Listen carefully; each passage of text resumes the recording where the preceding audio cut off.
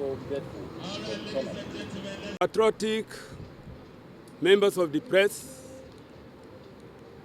ladies and gentlemen,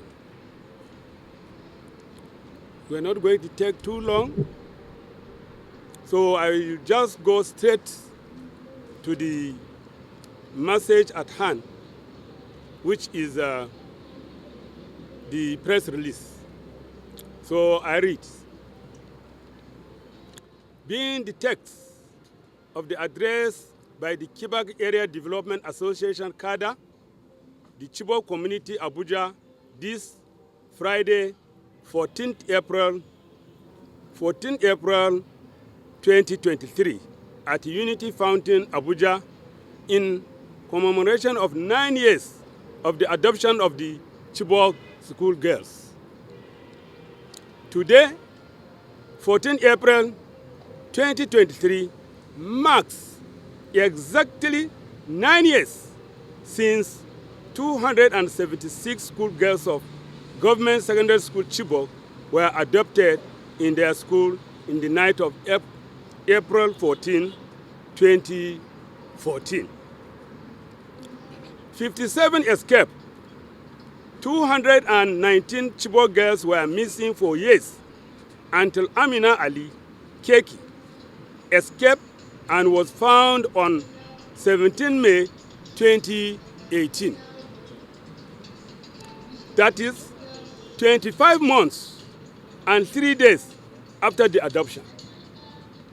As of today, 126 Chibok girls are back. 92 of them remain missing for exactly 3,285 days. Within this period, up to 20 parents of our missing girls have passed on, mostly from heart conditions due to the trauma they suffer, and some from terrorist attack. The role of Borno State government. 14 Chibok girls formerly in captivity who are now back, ranging from 6 months to 18 months of their either escape or rescue, are now in the custody of Borno State government. Their families and communities are completely in the dark about the rationale of their being in custody, even though back from captivity, as there is no communication about their schooling or whatever plans Borno State government has in mind for them. This raises questions about their fate and well-being. An assessment of the President Muhammad Buhari regime. 1. In his first inaugural speech on May 29, 2015, President Muhammad Buhari clearly stated that, and I quote, "But we cannot claim to have defeated Boko Haram without rescuing the Chibok girls and other innocent persons held by the insurgents." 2 weeks later, on 8 July 2015, during a meeting with the Chibok Area Development Association, parents of the missing Chibok girls, and the Bring Back Our Girls movement at the State House, Abuja, apart from prioritizing the rescue of our Chibok girls and ending the insurgency, President Muhammad Buhari said, and I quote, I thank the leader of the Chibok community for the articulated priorities he has drawn about the welfare of the families, of the communities, and the rehabilitation of infrastructure. I think government should provide this infrastructure as a matter of right. This is the President's word. 3. On 24th December 2015, President Muhammad Buhari declared that Nigeria had technically won the war against the terrorists. This without the return of one single Chibok girl or others in captivity as promised in his inaugural speech. 4. 2 weeks later, on 14 January 2016, during a meeting with the Chibok Area Development Association, parents of the missing Chibok girls, and the Bring Back Our Girls movement at the State House, following complaints by the parents of being in the dark, and the controversy of the report of the General Sabo Fact-Finding Committee, which was never made public, and the concern expressed that the investigation was neither thorough, transparent, nor inclusive, leaving more questions than answers. President Buhari on that day set up a 5-man committee to reinvestigate the circumstances of the adoption, as well as the action or inaction by particular persons that led to the adoption and failure to rescue our girls. The committee was to be headed by the National Security Advisor, Major General Babagana Mongono. And I still quote the words of the President.